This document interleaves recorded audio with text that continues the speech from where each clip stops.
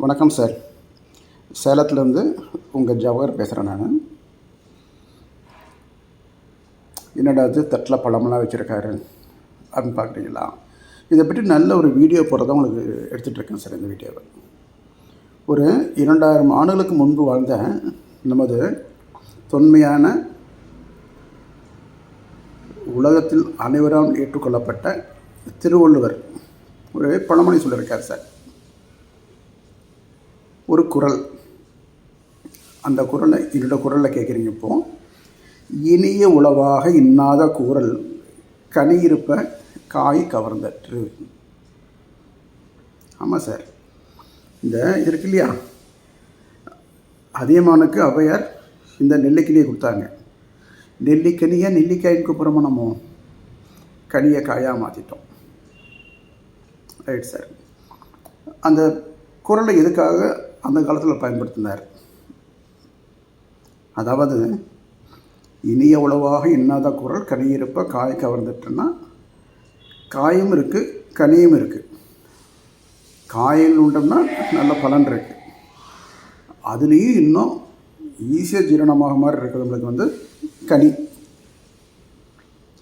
முக்கனின்னு சொல்கிறோம், மாப்பழா வாழை.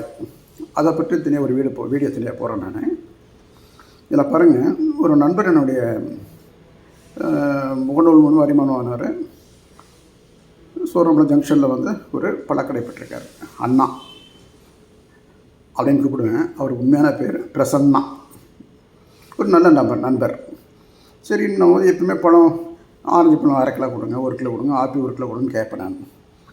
இன்னைக்கு போய்ட்டு மாறுபட்ட குரலத்தில் கேட்டேன் அவர்கிட்ட, அண்ணா பிரசன்னா 100 ரூபா கொடுத்துட்றேன், எனக்கு பழங்களாக வேணும், அதில் காய் வேணாம் பழங்களாக வேணும், கொடுங்கன்னு கேட்டேன். எப்படி சார் தட்டுன்னு? உங்களுக்கு விருப்பப்பட்ட பழம் கொடுங்க அப்படின்னு ஒன்று. இந்த பழங்களாம் 100 ரூபாய்க்கு அப்படி எடுத்து கொடுத்துட்டார் சார். அருமையான பழங்கள். இது எனக்கு ஒரு 2 நாட்களுக்கு 3 நேரம் உணவுக்கே ஆகும். நம்ம இதையே நோக்கி ஓடிட்டுருக்கோம் சார். நோய் நோய் நோய். அது தவிர்க்கிறதுக்கு எளிதில் ஜீரணமாகக்கூடிய பொருள் இந்த சீதாப்பழங்கிறோம். சீதாப்பழத்தில் அழகான கால்சியம் இருக்குது. ஆரஞ்சு பழத்தில் விட்டமின் சி இருக்குது. இந்த ஆப்பிளில் ஏபிசிங்கிற மால்ட்டு, ஆப்பிள் பீட்ரூட் கேரட் போட்டோம்னா அருமையான ஒரு மால்ட்டு, அதில் அருமையான சக்தி இருக்குது. பப்பையா இருக்குது, பப்பாளி பழம். பப்பையான் அதில் வந்து ஒரு ஒரு ஒரு கெட்டின திரவம் இருக்கும். அந்த திரவம் கரோனோவியை காப்பாற்றுங்கிறாங்க சார். இது பாருங்கள், கொய்யாத பழம் நம்ம காயாருக்கு பிச்சு போட்டு வித்துடுறோம். கொய்யாத பழம் என்னென்னா, மற்ற பழங்களை எல்லாம் கொய்து தான் எடுக்கணும், நீங்கள் அறுத்து எடுக்கணும். இந்த கொய்யாத பழம் மட்டும் மரத்தில் வந்து உழுக்கணும், அப்படியே கீழே விழுந்துடும். அது கொய்யாமல் கிடைக்கும் பழம் கொய்யாப்பழம். சப்போட்டா, எப்படி சப்போட்டா நம்ம உடலுக்கு சப்போர்ட் பண்ணுற பழம் சார். அதுலேயும் நல்ல கால்சியம் இருக்குது, இரும்பு சத்து இருக்குது, எல்லா சத்துகளும் இருக்குது. இதெல்லாம் நம்ம எடுத்துக்கிட்டால் 3 வேளை உணவில் 1 வேளை உணவாகுது நீங்கள் பழங்களாக எடுக்க பழக்கப்படுத்தி கொள்ளுங்கள். இது நம்ம வேக சாப்பிட போகிறதில்ல, அப்படியே இந்த மக்கள் ராவாக சாப்பிடுவாங்க இல்லையா, இதுவும் ராவோடு நைட்டில் சாப்பிட்டா நல்லது சார். ஈஸியாக ஜீரணம் ஆகிடும். இதில் சுகர் இருக்குது, இனிப்பாக இருக்குது, அதெல்லாம் இல்லை, ஒன்றும் பண்ணாது சார். சர்க்கரையை சாப்பிட்டு மனுஷன் இறக்கும் முறை வாழ்கிறான். எப்படி சர்க்கரை சாப்பிட்டு இறந்து போகிறான்னு சொல்ல நான், இறக்கும் முறை சர்க்கரை சாப்பிட்டு வாழ்ந்துட்டு தான் இருக்கான். அப்போது மனுஷன் வாழ்க்கைங்கிறது எத்தனை நாட்கள் எத்தனை வருடம் இருந்து நிர்ணயிக்கப்படாத ஒரு விஷயம். அப்படிப்பட்ட காலகட்டத்தில் நம்ம இந்த பழங்களை ஒரு கணவன் மணி 2 பேர் இருக்கீங்க, இந்த பழங்களை வந்து மனைவிட்டு சொல்லி, அம்மா கேஸ் செலவு இல்லை, கரண்ட் செலவு இல்லை, இந்த பழத்தெல்லாம் க்ளீன் பண்ணி ஒரு கப்பில் போட்டு நீங்கள் சாப்பிட நல்லா இருக்கு, நானும் சாப்பிட நல்லா இருக்கேன்.